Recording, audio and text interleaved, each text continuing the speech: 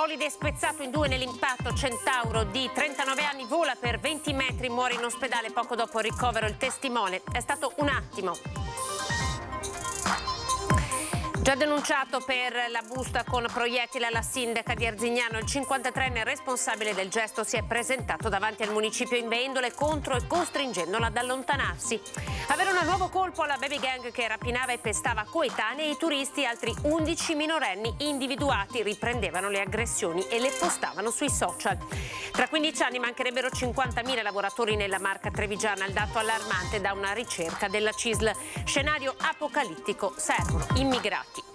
Il suo cognome è straniero, l'agente immobiliare si rifiuta di mostrarle una casa. Vittima della discriminazione una ragazza italiana con genitori tunisini che stava cercando un'abitazione a Padova. La protesta delle tende per ora si ferma. Gli studenti che per 11 giorni sono stati accampati davanti alle università hanno incontrato a Verona il ministro Bernini. Passi avanti, dicono.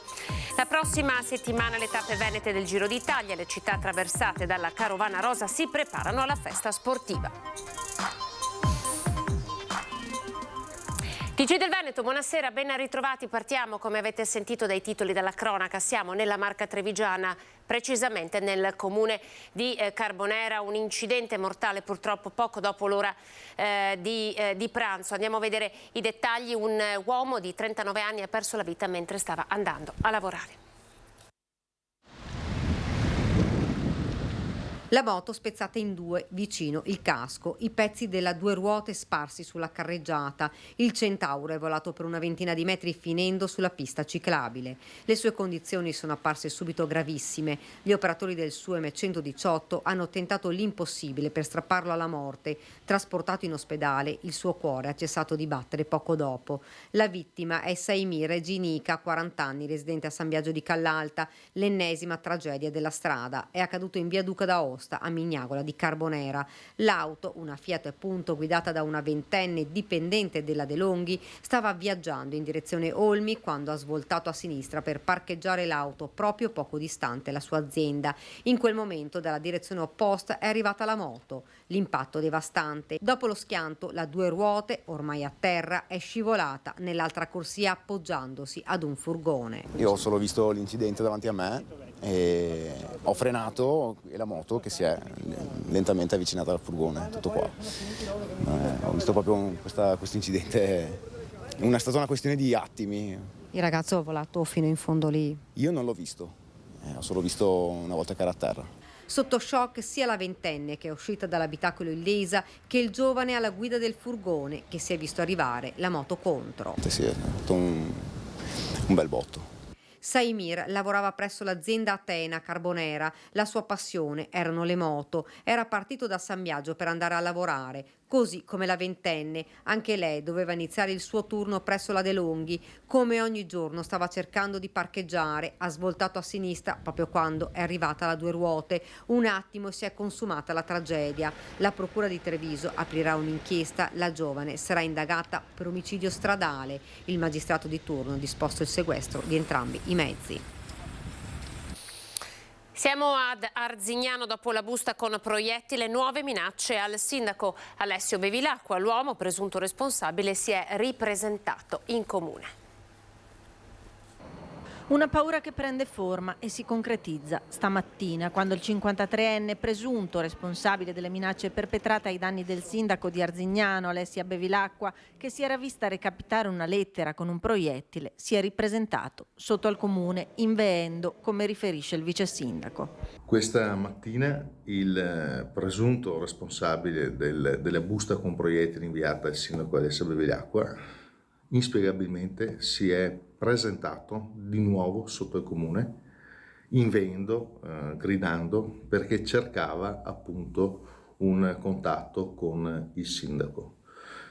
Per fortuna penso le porte fossero chiuse, inoltre ha cercato le automobili del sindaco. La cosa più grave è che Alessia ha dovuto abbandonare la sede municipale e diciamo che è andata in un'altra posizione, in un altro comune, finché non ha un attimino chiarito la situazione avvisando le forze dell'ordine. Non l'hanno dissuaso i provvedimenti scattati a suo carico, prima la denuncia, poi l'avviso orale emesso dalla questura, oltre ai vari divieti, tra cui quello di possedere armi e liquidi idonei ad arrecare offese alle persone. Ma ora si alza il livello d'allerta e il vice sindaco delegato alla sicurezza chiede un cambio di passo perché l'uomo, già conosciuto in città, sia messo in condizione di non essere un pericolo. Che si agisca il prima possibile, con velocità, con efficacia, perché questo individuo deve essere messo nella posizione di non essere più un pericolo per la comunità e per il sindaco stesso.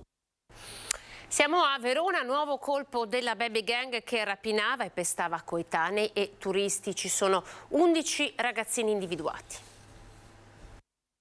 Il gruppo si avvicina, colpisce, se ne va, in pieno giorno davanti a tutti come se nulla fosse, per poi magari postare sui social il video dell'aggressione ripreso con lo smartphone.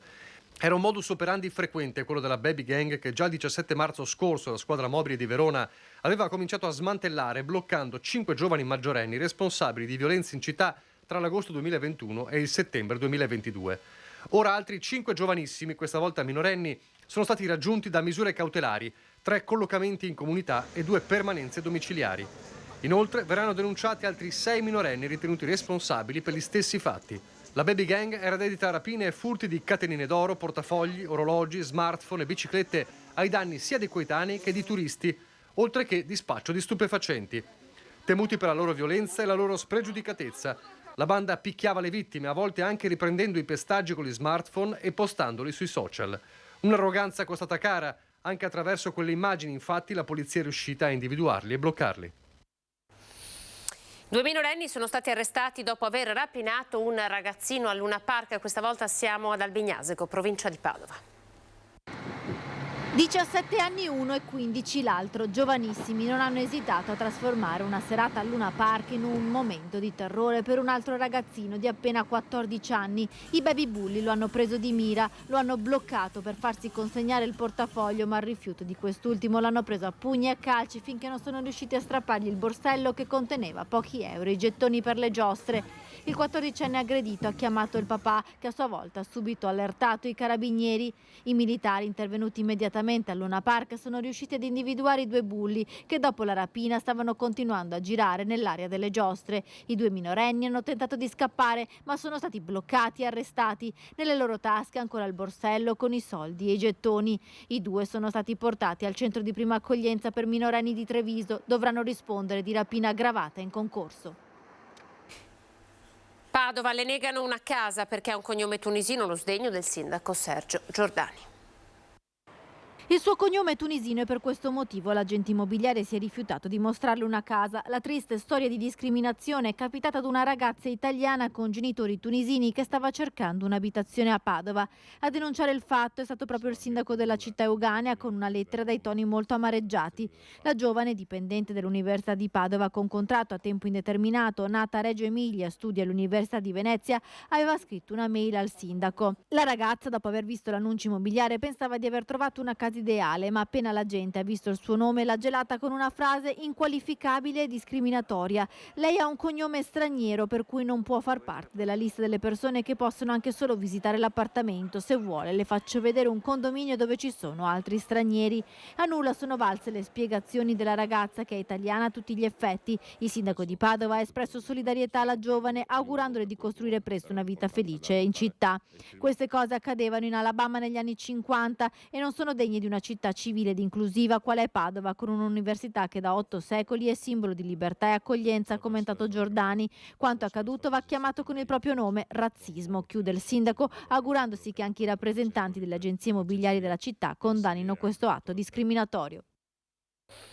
Parliamo di lavoro, l'indagine della CISL di Treviso, della marca trevigiana. Tra 15 anni mancheranno almeno 50.000 lavoratori, questo è il punto. Sentiamo il segretario.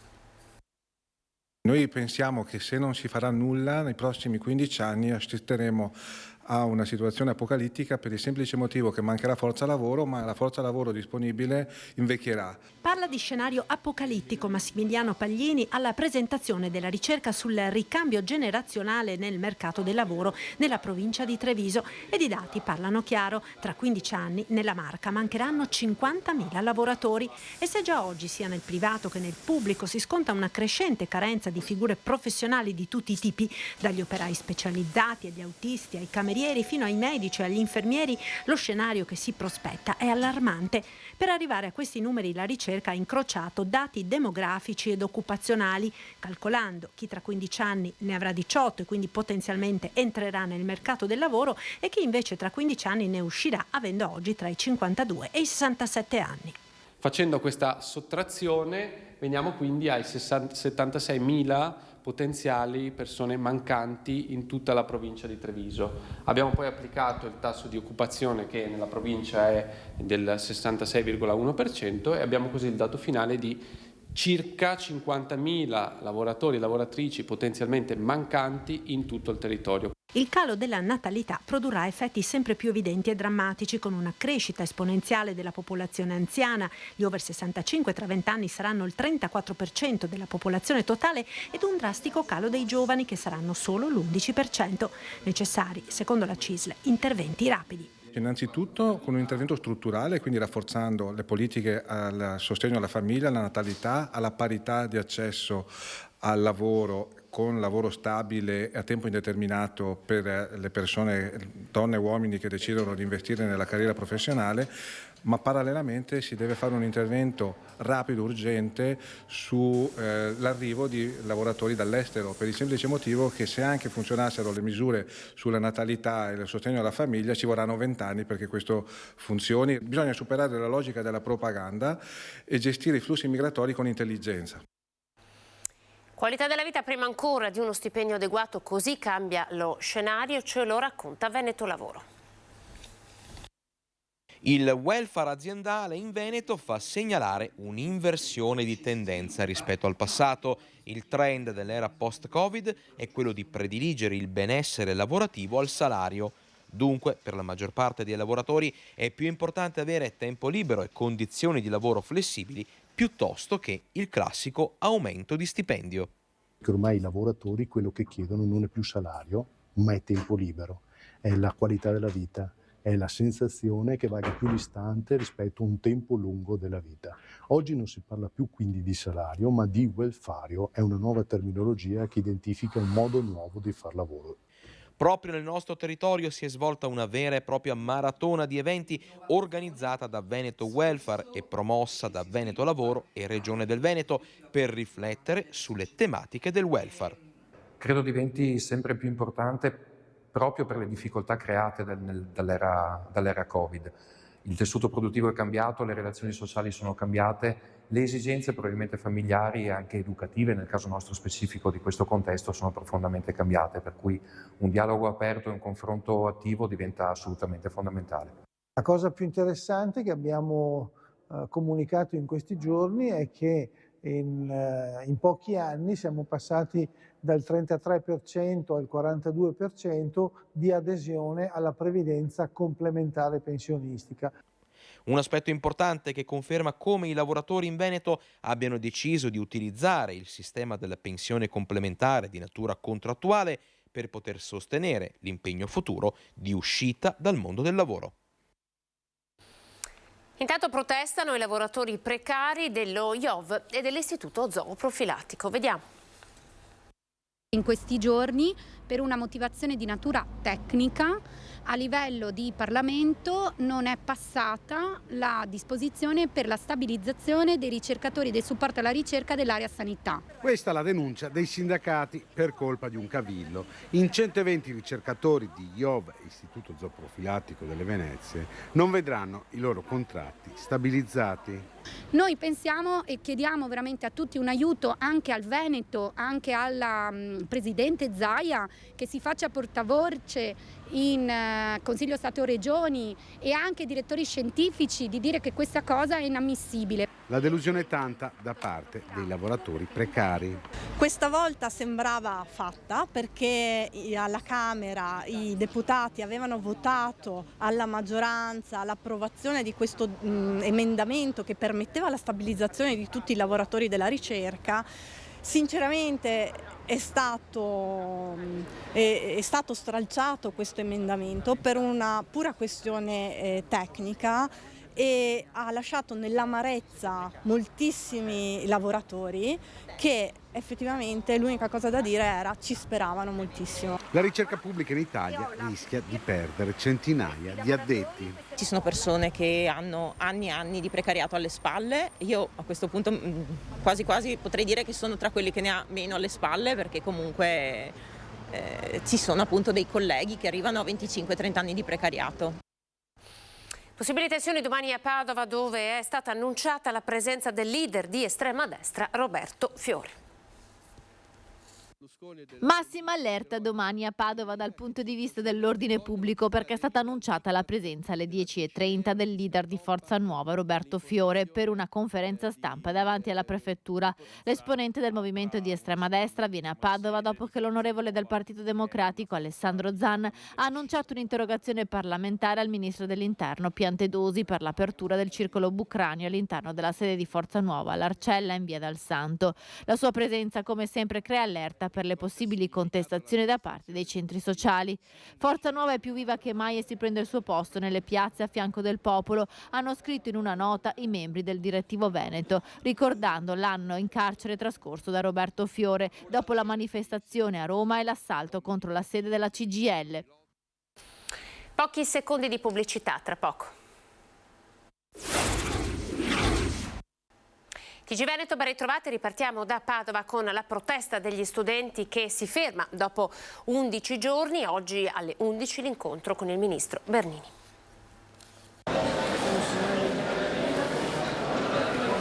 Da una parte ci riteniamo soddisfatti che questa protesta abbia avuto una finalità effettiva, arrivare direttamente al Ministero, arrivare direttamente al Ministro. D'altra parte però non ci possiamo ritenere pienamente soddisfatti dell'incontro. Hanno richiuso le tende i ragazzi dell'UDU che da 11 giorni stavano protestando sotto i portici del Palazzo del Bo.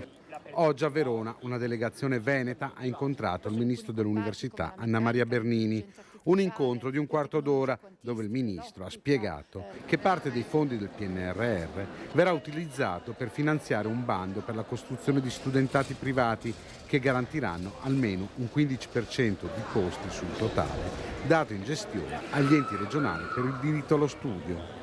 Un passo in avanti che però non convince del tutto gli universitari. Una visione che noi non condividiamo al 100%. Abbiamo cercato di ribadire come fosse necessario e fondamentale che si investisse su una residenzialità pubblica, che i fondi del PNRR, fondi pubblici, fossero destinati ancora una volta ai privati che altro non fanno che fare profitto. La mobilitazione non finisce qui. Lei ci ha spiegato i piani del Ministero, chiaramente a noi non bastano. Parlare di 7.500 posti letto entro 2 anni e soprattutto quando questi posti letto andranno a rivolgersi prevalentemente al mercato privato, noi non siamo d'accordo con questo tipo di politica e vogliamo che gli investimenti vadano invece al pubblico. Si tratta di investimenti del PNRR, devono essere strutturali, devono rivolgersi alla residenzialità pubblica e i posti che servono sono molto più di questi. È comunque un primo passo, nel senso che il confronto c'è stato e ora apriremo dei tavoli di lavoro. Ci restano delle risposte che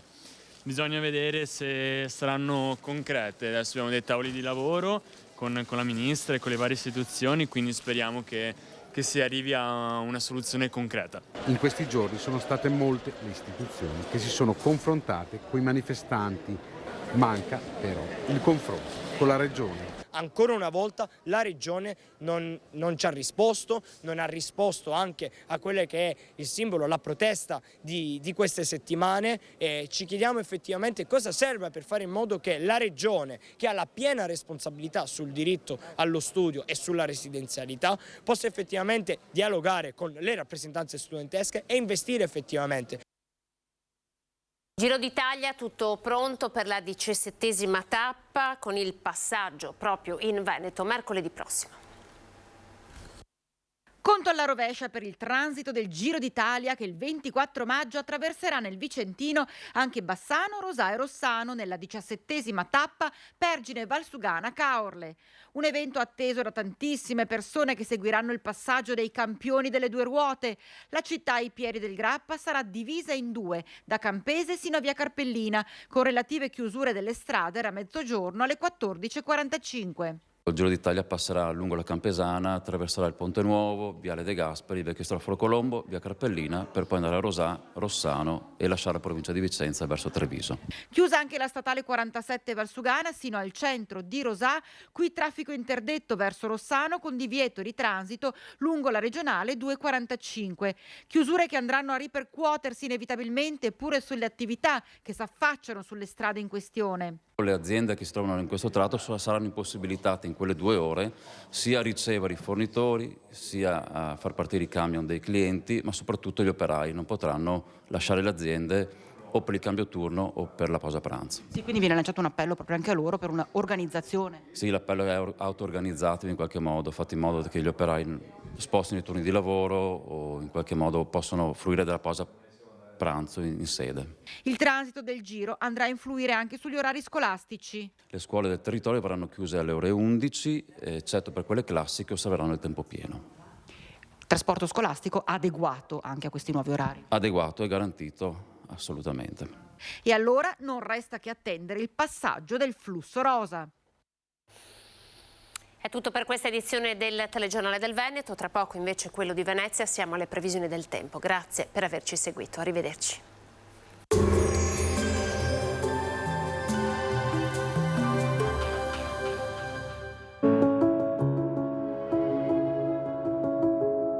Ad accogliervi sarà Conegliano.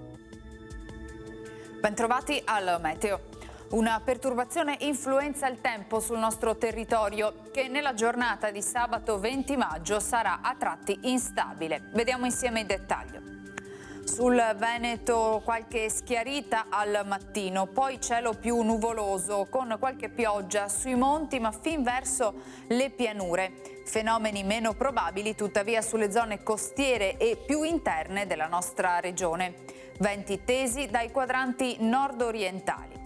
Temperature in continuo aumento, minime tra 12 e 16 gradi, massime tra 21 e 25 all'incirca. Ci spostiamo ora sul Friuli Venezia Giulia.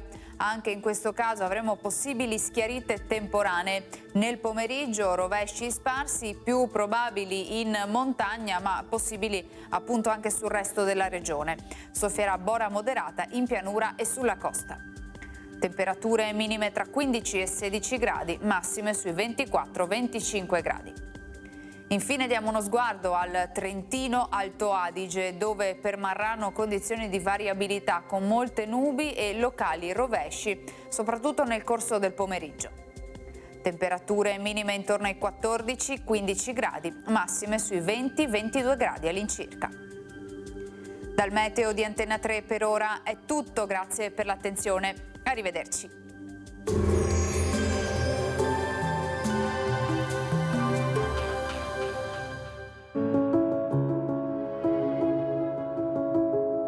Ad accogliervi sarà Conegliano.